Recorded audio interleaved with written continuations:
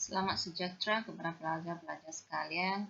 Video ini akan mendukung tentang pembelajaran unit keempat ya, iaitu tanggungjawab diri untuk keluarga yang bahagia. Okey, sebelum ini cikgu telah terangkan tanggungjawab sebagai anggota keluarga, kesan mengabaikan tanggungjawab dalam keluarga, dan juga cara-cara yang spesifik yang boleh kita laksanakan untuk sebagai tanggungjawab kita terhadap keluarga. Jadi video ini cikgu akan sambung iaitu kepentingan melaksanakan tanggungjawab diri. Yang pertama ialah maruah keluarga terpelihara. Kenapa? Tadi dalam video yang sebelum ni cikgu telah terangkan, jika kita menjaga maruah diri sendiri dengan tidak melakukan perkara yang tidak bermoral, jadi secara langsung tidak langsung maruah keluarga pun terpelihara. Keluarga tidak akan mendapat madu kan. Okey, seterusnya ialah anggota keluarga saling mempercayai antara satu sama lain. Okey, contohnya kalau kita sentiasa menjaga kebajikan ahli keluarga jika mereka sedang sakit, dan kita hormat mereka sentiasa, dan kita tidak mengundang masalah kepada keluarga. Jadi anggota keluarga pun akan menjadi saling percaya antara satu sama lain. Betul tak? Seterusnya ialah yang ketiga, ialah keluarga dihormati oleh masyarakat sekeliling.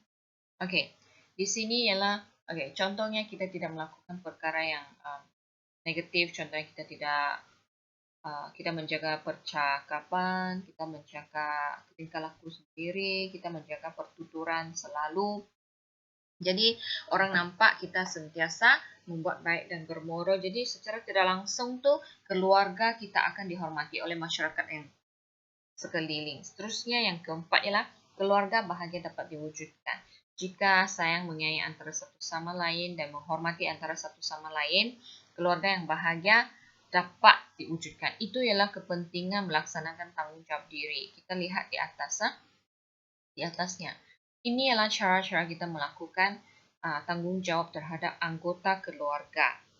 Okey, kita jangan pandang rendah terhadap diri sendiri ya. Kita jangan rasa diri sendiri ni tidak penting. Kerana tindakan ataupun tanggungjawab kita akan mempengaruhi keseluruhan institusi keluarga.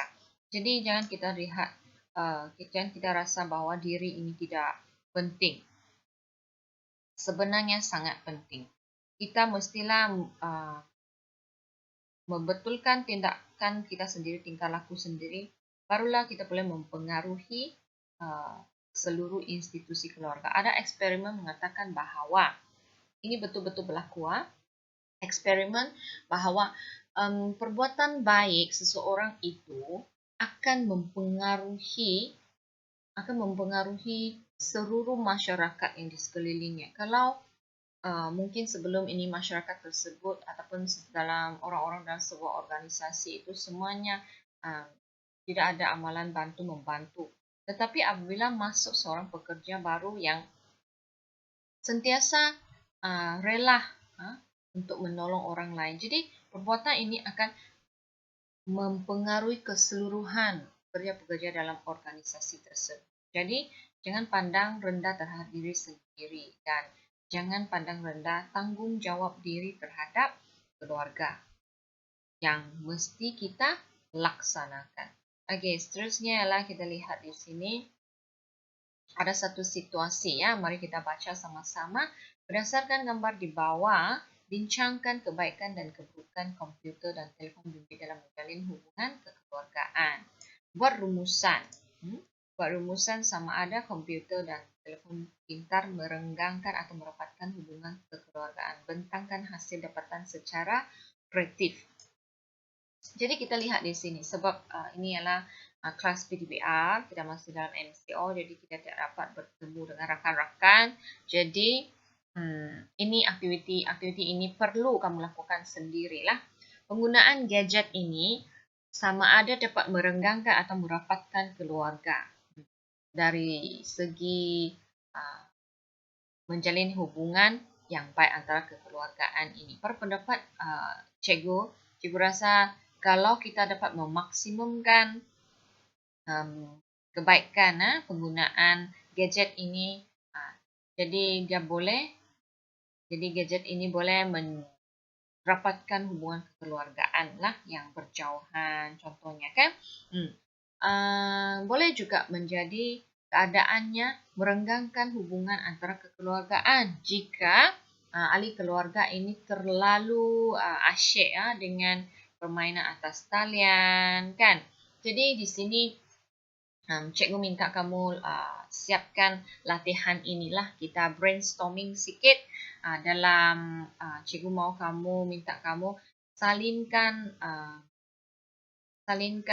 arahan ini dalam buku latihan kamu dan cuba jawab dalam satu perenggan dan tidak melebihi 50 patah perkataan ya. Bagaimanakah ataupun adakah gadget ini sama ada merenggangkan atau merapatkan hubungan kekeluargaan? Kan? Jadi kamu perlu jawab dan kamu snap ataupun ambil gambar kerja kamu dalam buku latihan moral dan send dalam grup WhatsApp yang dalam kelas kamu, cikgu akan semak seterusnya. Cuba jawab ini ya dalam muka surat 36. Okay. Seterusnya kita lihat di sini. Ada satu senarai semak. Okey, mari kita bacakan di muka surat 41. Jika kamu ada buku, cuba kamu buka muka surat 41. Okey. Berdasarkan senarai semak di bawah, tandakan betul bagi pernyataan yang anda lakukan untuk keluarga dan tandakan salah bagi pernyataan yang anda tidak lakukan untuk keluarga secara jujur dan ikhlas.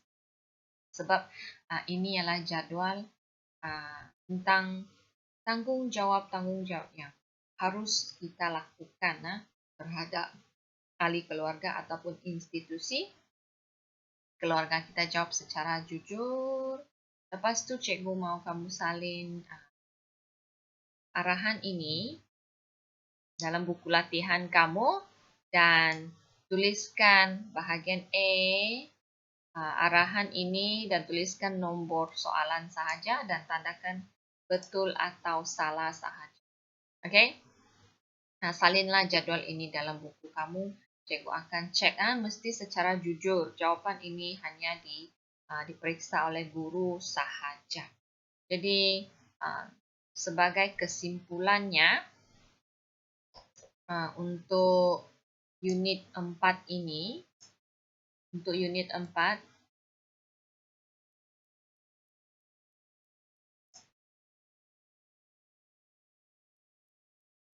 tanggungjawab diri terhadap ahli keluarga kan.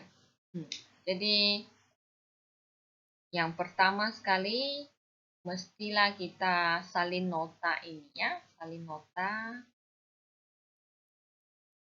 ini. Kepentingan melaksanakan tanggungjawab diri sendiri dalam muka surat 34 dan cuba jawab soalan 36 dalam lingkungan 50 patah perkataan sama ada gadget itu dapat merapatkan atau merenggangkan hubungan kekeluargaan dan seterusnya kita siapkan senarai semak ini.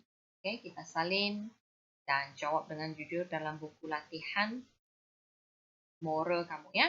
Jadi itu sahaja yang cikgu ingin sampaikan. Jadi kita haruslah ingat dalam diri kita sendiri tanggungjawab kita terhadap ahli keluarga. Itu sahaja video untuk hari ini. Kita akan jumpa lagi pada kelas yang seterusnya. Sekian, terima kasih.